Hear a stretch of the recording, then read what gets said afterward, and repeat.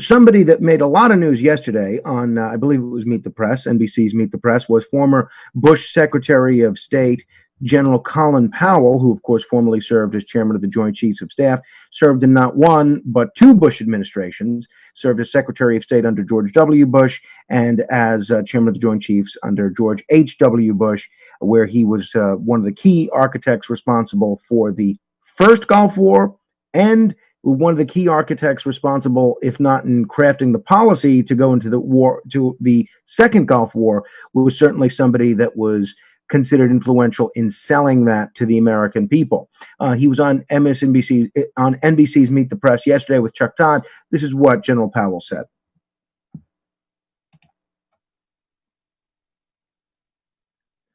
All right, actually, we'll have that for you in a minute. Well, anyway, it was not a surprise to me that General Powell announced that he was going to be voting for Joe Biden. He was not a Trump supporter in 2016. And I think it's largely, in fact, take a look at the clip. I'll let the general speak for himself. What I have to use with respect to what he's been doing for the last several years is a word I would never have used before. I never would have used with any of the four presidents I've worked for. He lies. He lies about things. And he gets away with it because people will not hold him accountable. And so we're not a country of just a president. We have a Congress. We have a Supreme Court. But most of all, we have the people of the United States, the ones who vote him in and the ones who vote him out. I couldn't vote for him in '96, and I certainly cannot in any way support President Trump this year. I'm very close to Joe Biden on a social matter and on a political matter. I've worked with him for 35, 40 years, and he is now the candidate, and I will be voting for him. Now, I like General Powell. I like him a lot. I think his service to our country is very admirable. I think he's sort of the definition of being a self-made, rags to riches kind of a person. Not only a really great warrior, but quite an intellect and very independent, which I like. But to me, this is more a reflection of personality, principle, and policy. Right? I mean, it's no secret that President Trump ran for office in 2016, repudiating everything about both Bush agendas, including these endless foreign wars in the Middle East.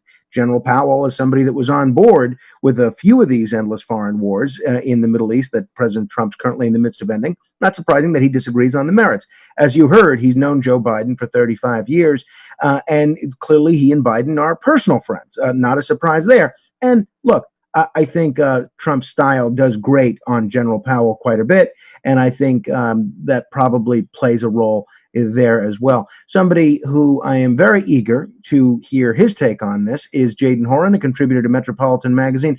Jadan, before we talk about the riots and everything, what impact, if any, do you think General Powell's support of Joe Biden is going to have? Absolutely none. You know, I think when I was on back in October, this program, you know, I said that the American foreign policy establishment is pro-war, and that hasn't changed. You know, Donald Trump, the American people are pro-peace, they're pro-strength, and it doesn't have to be demonstrated with countless wars around the world. And frankly, it has nothing to do with temperament. If Donald Trump was the man they all wanted him to be and was still anti-war, Colin Powell, who was our Secretary of State, not our Defense Secretary, but our Secretary of State, who convinced our last Republican president to go to war, a war that has cost us trillions of dollars that could have been spent in the United States. I think the American people see through it. I think Trump supporters from the very beginning, many of the Bernie supporters that crossed the line was because of the foreign policies that Trump put in place and said that he would fight for. So I really think the Powell endorsement does absolutely nothing. I think the idea that Romney and Bush are also not going to vote for him, I think most people are going to shrug. Yeah, well, President George W. Bush, he called the report, which came out over the weekend, that he wasn't going to vote for Trump. He said it was fabricated. So he didn't say he was going to vote for him, but he did say the reporting to the contrary was not necessarily accurate. Does it bother you at all that we've now seen a couple of very highly decorated generals, General Powell, General Mattis, his former defense secretary, General Kelly, the former Secretary of Homeland Security, all be openly critical of the president, not just on policy, but actually saying that he goes against everything the Constitution stands for? As a Trump supporter, does that give you any pause that these accomplished war heroes are saying that the constitutional oath that he took to preserve, protect, and defend the Constitution, he's essentially ignoring. What really concerns me is that we have the defense establishment, we have the Pentagon going against the sitting president.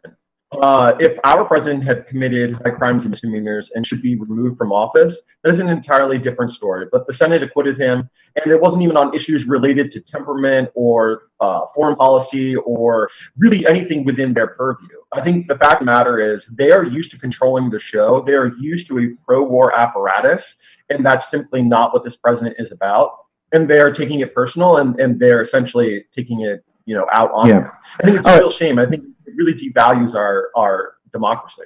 We began the show by talking about this situation developing out of Minneapolis, where the city council has now, with a veto-proof majority, voted to disband the police department. What do you think that means for both the people of Minneapolis and for other police departments around the country that might be considering a similar move? I really do think this move is one that is kind of laughable. Who is going to protect law-abiding citizens? Who is going to ensure that government edicts are enforced? Is it going to be roving bands of citizens based on your ethnicity that decide whether or not something that's been done is legal or illegal? I think this action is just kind of genuflecting to social justice warriors that really truly want some kind of Marxist system. I think the vast majority of American people want police reform. They saw what happened, regardless of whether or not George Floyd was a serial killer or completely innocent. It makes no difference. He should not die in police custody. Right. And talk to me about what you died, and he should either be exonerated or convicted. That's what our system is about under law. All right. I think we're about out of time. Jadan, it is always a pleasure to talk with you. I hope we can chat again in the future. We'll continue on Liquid Lunch here on Biz TV. I'm Frank Moreno, back with John Tobacco in just a moment. Oh, all right. So, Nico, we have some extra time here, Jadan. So, Nico, rather than whisper in my ear when I'm trying to have a conversation, just message me or tell me in advance what time we need to be out for the segment. The whispering is very distracting, I got to tell you. Jadan, how much do you think we'll see these riots continue? These demonstrations don't seem to be abating, but at least what we've seen in New York, they seem to be much more under control than they were 4 or 5 days ago. Do you think we're in for peaceful protests from here on in, or do you think we'll see more of the looting that we saw early on? Well, I think, the president is able to declare victory here and say that his directive to governors and mayors to be more aggressive has, in fact, toned down the rhetoric and allowed peaceful, legitimate protests to take the floor instead of the rioting, looting, and kind of the mass, chaos that we've had across society. I think they're going to continue because they're agitating the left. They are motivating the left, and they are mobilizing the left. And as long as Democrats can seize the narrative on this, Frank, then they are going to use it to ride to victory in the fall. I know you spent a lot of time living and working in Washington, D.C. They've named a plaza in honor of Black Lives Matter, and they've painted a giant mural that can be visible from a long point away. I'd be curious about your reaction to that. What's really funny is that D.C. Mayor Muriel Bowser is out there leading the charge against the president for Black Lives Matters, and yet she has been sued herself by Black Lives Matters for refusing to release police body cams, for refusing to be transparent about arrest records, refusing to be transparent about the choice and selection of superintendents, and crime statistics. So, I really think this is her attempting to seize the narrative from the progressive left, attacking her. I don't think it's real. The problem is our media doesn't do its due diligence, and it doesn't cover the full story. It only covers the part of the story that confirms their narrative. The fact that they renamed it Black Lives Matter Plaza is great, but it does nothing to actually advance the cause of justice, and it does absolutely nothing to really capture and motivate people to a consensus on what we should do for police reform. All right. Thank you, Jadan. We'll continue again when we chat next week. A whole lot of other things that are happening on this front, and a lot of things that we can get your take on when we chat again. Thanks a lot.